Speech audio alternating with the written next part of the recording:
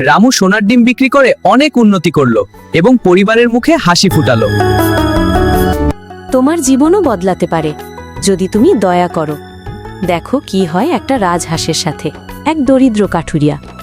প্রতিদিন ভোরবেলা উঠে জঙ্গলে যেত কাঠ কাটতে, কিন্তু কষ্টের কোনো শেষ ছিল না। তার ছোট্ট কুঁড়েঘরে স্ত্রী আর 2 সন্তান অপেক্ষা করত খাবারের জন্য। রামু প্রায়ই ভাবত, এত পরিশ্রম করেও কেন জীবন বদলাচ্ছে না, কি করে এই দারিদ্র্য থেকে মুক্তি পাব। একদিন জঙ্গলে কাঠ কাটতে গিয়ে তার চোখ পড়ল এক আহত রাজহাঁসের ওপর। পাখা ভাঙা, চোখে তীব্র ব্যথা। অনেকেই হয়তো উপেক্ষা করত, কিন্তু রামুর হৃদয় ছিল দয়ায় ভরা।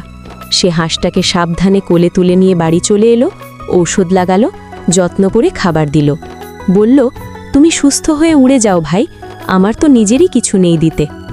পরদিন সকালে যখন রামু ঘুম থেকে উঠল, অবাক হয়ে দেখল মাটিতে ঝকঝকে একটা সোনার ডিম।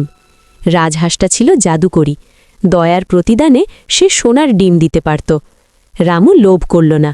ডিম বিক্রি করে যা পেল তা দিয়ে প্রথমে পরিবারের মুখে হাসি ফোটালো, তারপর গ্রামের গরিবদের সাহায্য করল, নিজের জন্য একটু জমি কিনল।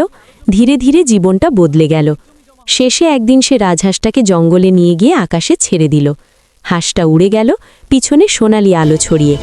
রামু বুঝল, দয়া আর অবিরাম পরিশ্রমই ভাগ্য বদলাতে পারে। জীবনে কখনো আশা ছাড়া যায় না, ভালো কাজের ফল একদিন না একদিন মিলবেই।